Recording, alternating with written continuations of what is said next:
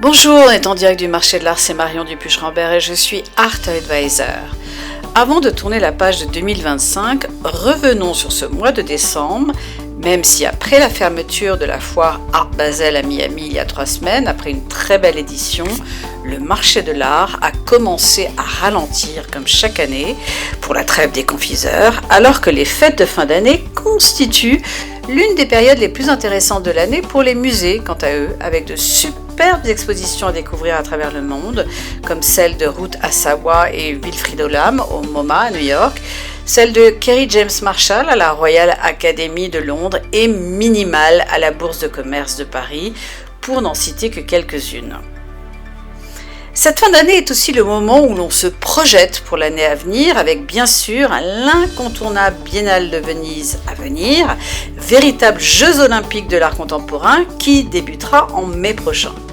Mais avant de nous précipiter sur les événements attendus l'année prochaine, je vous propose, ou plutôt nous vous proposons, un flashback sur 2025 avec ces derniers décryptages que mes étudiantes de la Sorbonne du Master 2 Expertise et Marché de l'Art ont élaboré pour vous. En effet, depuis 4 ans, j'ai choisi de leur tendre le micro lors de cet ultime épisode de la saison afin de leur permettre de s'exprimer sur les facts and figures du marché de l'art qu'elles ont sélectionnés pour vous. Et cette année, je remercie plus particulièrement Adéloïde, Anne-Sophie, Armelle, Héloïse, Pauline 1 et Pauline 2, Manon, Myriam et Rachel de s'être prêtées avec rigueur et surtout enthousiasme à cet exercice. Si durant l'année 2025, les collectionneurs se sont intéressés aussi bien aux grands maîtres qu'à de nouveaux talents prometteurs, le haut du panier dans le marché de l'art a été capté par des valeurs sûres et surtout des œuvres iconiques,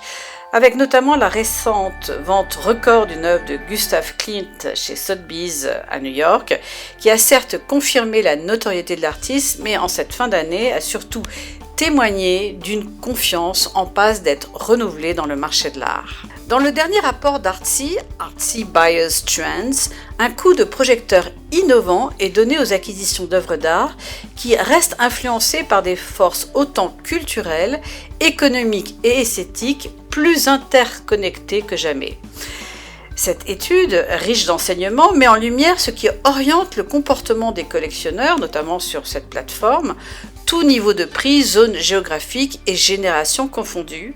et s'appuie sur l'analyse des recherches puis des acheteurs sur la plateforme Artsy, révélant un intérêt marqué des art lovers cette année pour plus d'introspection ainsi qu'un désir de profondeur sensorielle et d'ancrage émotionnel dans leur choix d'acquisition.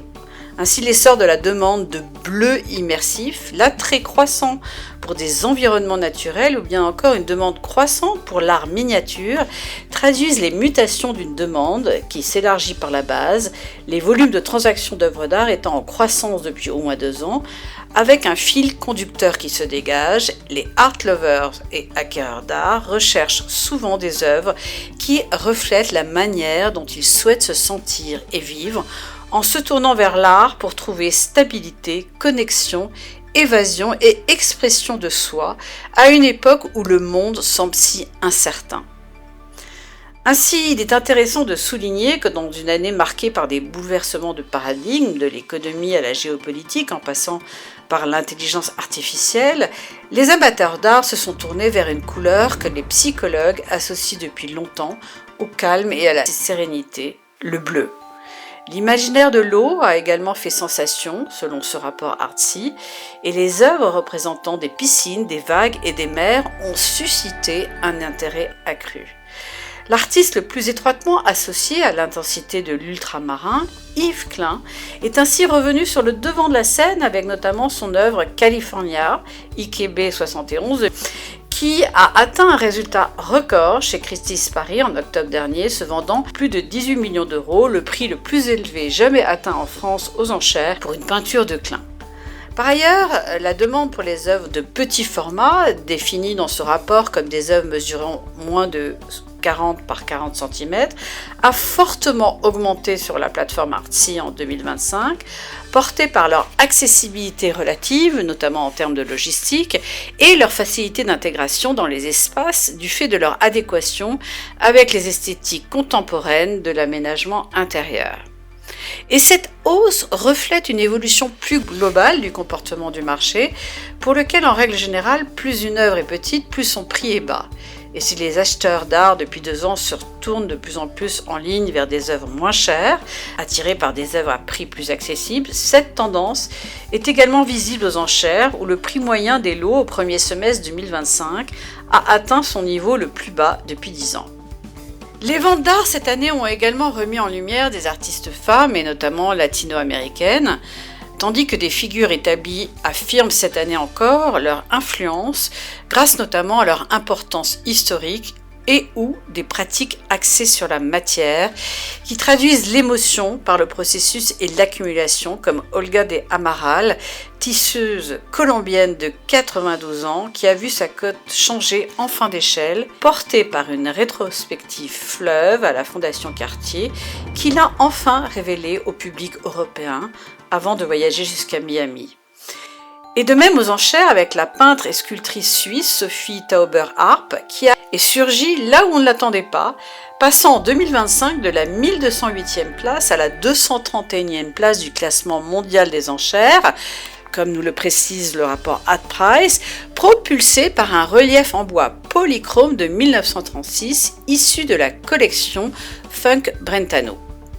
Par ailleurs, Louise Bourgeois est restée l'une des figures incontournables du marché en 2025, non pas comme une valeur sûre, mais comme une des artistes dont l'œuvre continue de susciter un intérêt constant. Car ces œuvres illustrent pourquoi sur le marché, c'est toujours une conviction artistique durable et parfois moins la nouveauté qui inspire toujours la plus grande confiance et l'attirance de plus en plus constant pour ces artistes femmes, comme nous le décrit maintenant avec force d'illustration Rachel, Manon, puis Anne-Sophie. La représentation des artistes féminines sur le marché de l'art s'est encore montrée croissante cette année. D'après le rapport d'analyse Art Basel et UBS, au sein des galeries du marché primaire, 46% des artistes sont des femmes, contre 22% en 2022. Bien que celles-ci restent toujours minoritaires dans l'ensemble, quelques-unes jouent un rôle significatif dans les revenus de certaines galeries. 42% des ventes s'avèrent être des œuvres d'artistes femmes. Cette action s'explique par la percée notable des femmes collectionneuses qui s'intéressent davantage à ces créatrices et de l'intérêt des nouveaux collectionneurs pour un art plus engagé, plus politique et plus féminin. Les artistes femmes et issues de groupes sous-représentés semblent d'ailleurs devenir un levier majeur et une stratégie curatoriale. Pour illustrer cette croissance, nous pouvons noter que les artistes femmes, dans l'art moderne, sont un succès retentissant aux ventes aux enchères. Il n'y a qu'à regarder le dernier record de l'artiste Suzanne Valadon, atteignant 1 628 500 € avec son nu au chat allongé sur une draperie à fleurs Sotheby's Paris. Notons également que Frida Kahlo atteint son record, mais aussi celui d'une femme artiste aux ventes aux enchères avec la peinture Lacama vendue à 54,6 millions à Sotheby's New York. Du côté des foires, les femmes s'ancrent de plus en plus. À Art Basel, en 2024, Marie Braquemont, une artiste impressionniste redécouverte, a été mise à l'honneur. En ce qui concerne l'art ancien, les œuvres d'artistes femmes sont davantage recherchées, telles que Vigée Lebrun, Artemisia Gentileschi et Louise Moyon. Ces succès restent malheureusement moins fréquents que ceux de leurs pairs masculins. L'artiste Carmen Herrera, née en 1915, américaine d'origine cubaine, en est un parfait exemple. Elle a travaillé toute sa vie en tant que peintre abstraite, elle a également réalisé des installations et sculptures publiques, mais n'a bénéficié d'une reconnaissance qu'à partir des années 2000, notamment grâce à sa première rétrospective en 2016 et de la vente de son œuvre Green and Orange, réalisée en 1958, vendue aux enchères à plus de 2 millions de dollars en 2019. Alors comment le marché de l'art s'est-il vraiment comporté en 2025 ?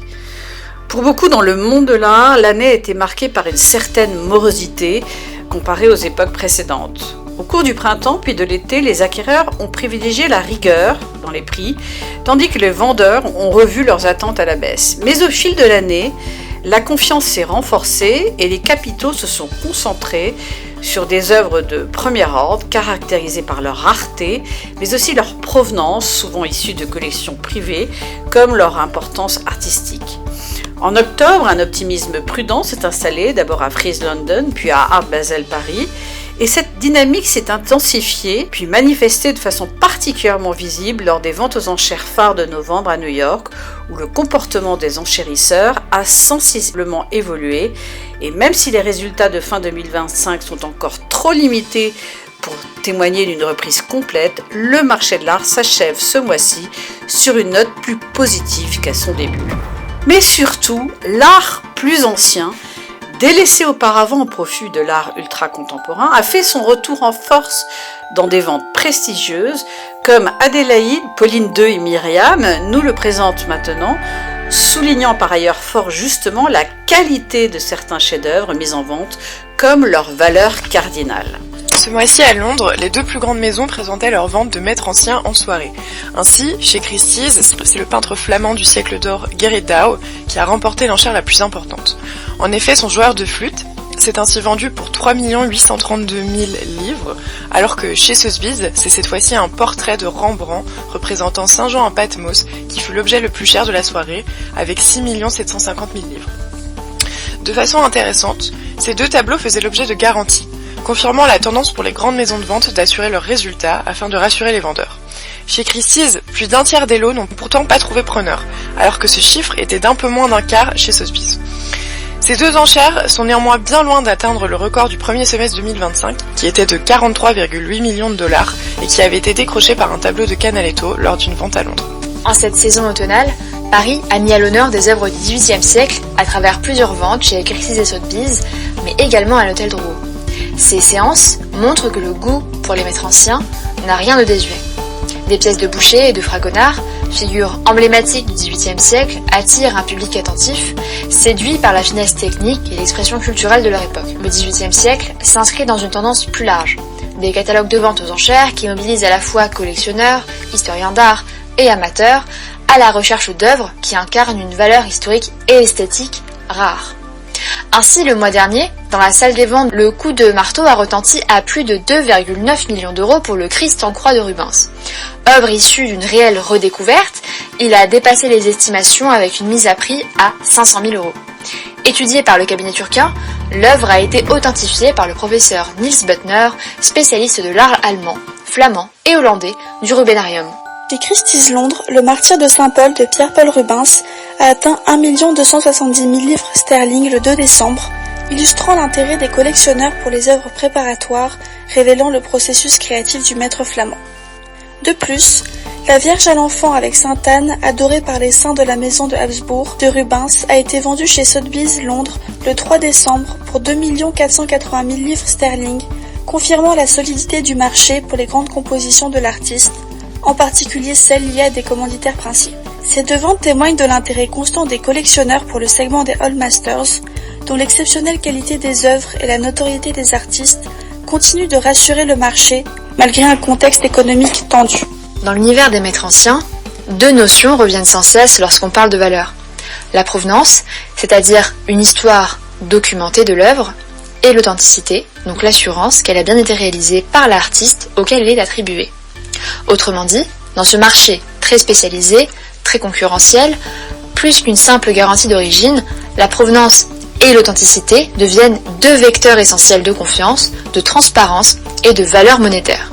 Sans elles, même une peinture d'apparence magnifique peut rester dans l'ombre, ou pire, s'effacer du marché. Les résultats mitigés voire contrastés de 2025 témoignent de la sensibilité du marché de l'art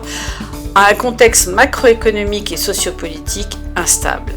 En effet, l'année a été marquée par l'arrivée au pouvoir de nouveaux dirigeants, dont aux États-Unis Donald Trump, comme par les conflits au Moyen-Orient et en Ukraine qui ont continué de dominer l'actualité.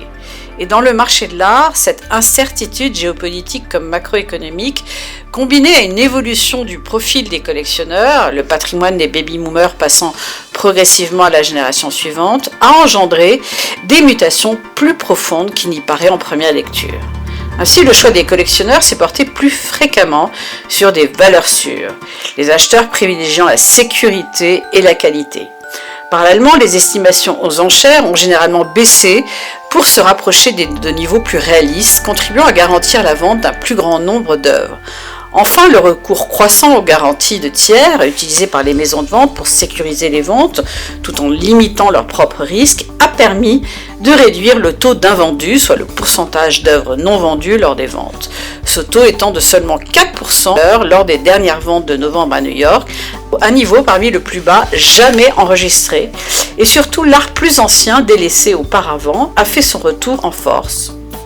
Une dernière mutation importante illustre cette année, comme certainement les prochaines, et vous est présentée maintenant par Héloïse, Pauline 1 et Armel, car en effet cette année, les regards des collectionneurs se sont particulièrement tournés vers l'Est, et notamment vers la région du Golfe, les géants des foires Art Basel et Frieze misant sur la péninsule arabique avec de nouveaux espaces dédiés. Remarque ces dernières années un déplacement du marché de l'art à l'Est, la Chine concentrant la majorité des ventes, représentant 15% du marché en 2024 et occupant la 3e place mondiale. De nouvelles scènes émergentes font également leur apparition, notamment en Inde ou en Corée du Sud, qui correspond à 1% du marché mondial en 2024, aux Émirats Arabes Unis et au Qatar. Ce déplacement s'explique par différents facteurs. Une croissance économique de ces pays, un investissement croissant dans l'art, le gouvernement des Émirats Arabes Unis a investi 5,3 milliards de dollars dans la culture, renforçant la scène artistique du pays, le développement d'une scène artistique avec des artistes contemporains, mais également avec une redécouverte d'une histoire de l'art local, une clientèle fortunée désireuse d'investir, une montée des plateformes numériques qui contribuent à la visibilité de l'art dans différentes régions du monde, et enfin, le rôle des maisons de vente et des foires pour donner de la visibilité à des artistes émergents et établis venant de ces pays-là. À titre d'exemple, on peut mentionner la foire World Art Dubai 2025, qui met en lumière des artistes du monde entier.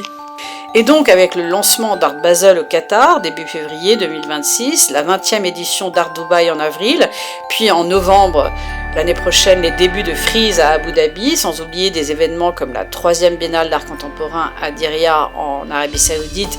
comme l'ouverture très attendue du Guggenheim Abu Dhabi. 2026 sera vraisemblablement l'année où tout le monde ou presque se rendra dans le Golfe. Alors que 2025 touche à sa fin, il est encore temps de vous recommander des livres à découvrir comme à offrir en version anglaise ou version française, comme Speculative Lights, les arts de Beaufort Delaunay et James Baldwin au Duke University Press, Femmes artistes au Danemark 1880-1910 à la recherche du moderne, After Caliban, Caribbean Art in the Global Imaginary, et surtout Marie Cassatt, Between Paris and New York.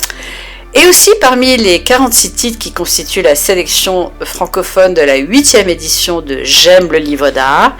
Jean-Baptiste Greuze, L'enfance en lumière, par Annick Lemoine, Yuri Monet, Par-delà l'horizon, de Marianne Mathieu, Dessins sans limite, catalogue de l'exposition éponyme, chef-d'œuvre de la collection du Centre Pompidou, par Anne Montfort et Claudine Gramont, Impression Nabi, Bonnard, Vuillard, Denis Vallotton, par Céline Chicha-Castet et Valérie Sueur-Hermès, et Faux et faussaires, du Moyen-Âge à nos jours, aux éditions Réunion des musées nationaux. En jetant un regard sur cette année, un fil conducteur se dessine, à savoir une détermination de ses protagonistes à aller de l'avant. Certes, ces 12 derniers mois ont été difficiles pour nombre d'acteurs du marché, mais il y a des raisons d'espérer, comme le souligne Claire McAndrew, fondatrice d'Art Économique et auteure du rapport de référence sur le marché de l'art Art Basel et UBS Annual Report, en expliquant pourquoi la confiance renouvelée et l'accès facilité aux œuvres définiront la prochaine ère du marché. Car selon ces récentes analyses, les volumes de transactions continueront à progresser, le nombre d'intermédiaires présents sur le marché s'étant considérablement accru, les artistes vendant plus directement et la désintermédiation ayant facilité, grâce aux réseaux sociaux notamment et la vente en ligne, toutes ces ventes. Par ailleurs, des collectionneurs s'échangent plus souvent leurs œuvres directement entre eux. Ces nouveaux supports et ces canaux permettent d'accéder toujours plus aux œuvres, même si ce sont toujours les canaux traditionnels qui dominent encore en termes de valeur. D'autres facteurs contribuent à l'optimisme de fin d'année, comme la perspective de taux d'intérêt plus bas et un léger apaisement des tensions géopolitiques. Et ce, même si le marché de l'art est confronté à une dure réalité, car après 3 années de contraction, certains secteurs se redresseront, mais d'autres non, du moins pas avant un certain temps. Enfin, dernière tendance forte, le changement générationnel qui est attendu, parce que s'il y a une chose que le marché de l'art a désespérément besoin, ce sont de nouveaux acquéreurs, plus jeunes et le plus souvent plus curieux. Si une certaine aversion au risque et un tournant marqué vers les ventes privées a plutôt caractérisé le marché de l'art cette année, les principaux acteurs du marché reconnaissent que celui-ci a toujours connu des transformations constantes au gré des époques.